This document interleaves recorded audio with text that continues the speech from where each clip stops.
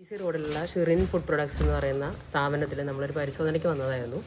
അപ്പോൾ ആ സമയം നമ്മളിവിടെ കയറുമ്പോൾ തന്നെ ഭയങ്കരമായിട്ട് പൂപ്പലിൻ്റെ സ്മെല്ല് വന്ന് അകത്ത് കയറി നോക്കുമ്പോൾ ഇവിടെ നല്ല രീതിയിൽ പൂപ്പലുള്ള ബ്രെഡ്, പിന്നെ കേക്കുകൾ, പയ്യോളി മിക്സ്ചർ, അങ്ങനെ പല പല സ്ഥലങ്ങളിൽ നിന്ന്, ഈവൻ കണ്ണൂർ, കോഴിക്കോട്, പിന്നെ പല പല സ്റ്റേറ്റുകളിൽ നിന്ന് വരെ ഉള്ള ബേക്കറി പ്രൊഡക്ട്സ് അത്രയും ഫംഗസ് വന്നത് ഇവിടെ സൂക്ഷിക്കുന്നതായിട്ട് കണ്ടു.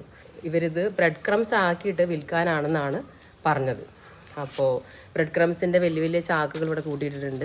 അപ്പോൾ അവർ ചെയ്യുന്നത് എന്താ വെച്ചെങ്കിൽ അപ്പുറത്തെ റൂമിൽ നിന്ന് കുറേ ലേഡീസ് ഇത് പ്രോസസ്സ് ചെയ്യാണ്. ഇതിൻ്റെ പാക്കുകളെല്ലാം പൊട്ടിച്ചിട്ട് ഇത് വലിയ വലിയ വീപ്പകളിലാക്കിയിട്ട് ഇത് പിന്നീട് ഇവിടെ കാണുന്ന ഈ ഓവനിൽ ചൂടാക്കി പിന്നീട് അതിനെ പൊടിച്ച് ഇതിനെ ചാക്കുകളിലാക്കിയിട്ട് ഇത് കട്ട്ലേറ്റിനുള്ള ബ്രെഡ് ക്രംസ്, അതുപോലെ റസ്ക് ഉണ്ടാക്കാനുള്ള ഇൻഗ്രീഡിയൻസ് ആയിട്ട് വിൽക്കുന്നതായിട്ടാണ് കണ്ടത്.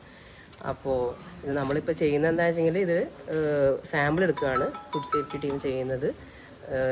ഉണ്ടാക്കി വെച്ചിട്ടുള്ള പ്രോഡക്റ്റിൻ്റെയും അതിനായിട്ട് കൊണ്ടുവന്നിട്ടുള്ള റോ മെറ്റീരിയൽ ആയിട്ടുള്ള ഈ ബ്രെഡിൻ്റെയും ബ്രെഡ് പോലത്തെ ബേക്കറി സാധനങ്ങൾ പൊടിച്ചതിൻ്റെയും ഒരു സാമ്പിൾ എടുത്തിട്ട് നമ്മൾ ലാബിലോട്ട് കൊടുക്കാനാണ് ഇപ്പോൾ ചെയ്യുന്നത്. പരാതി കിട്ടിയതിൻ്റെ അടിസ്ഥാനത്തിലാണ് ഇന്നിവിടെ ഇൻസ്പെക്ഷന് വേണ്ടി വന്നത്.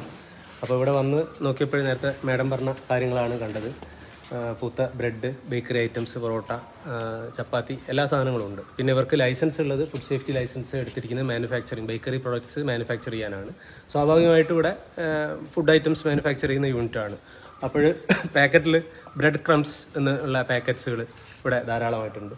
അപ്പോൾ അത് പല സ്റ്റേറ്റ്സിലേക്കും പോകുന്നുണ്ട്.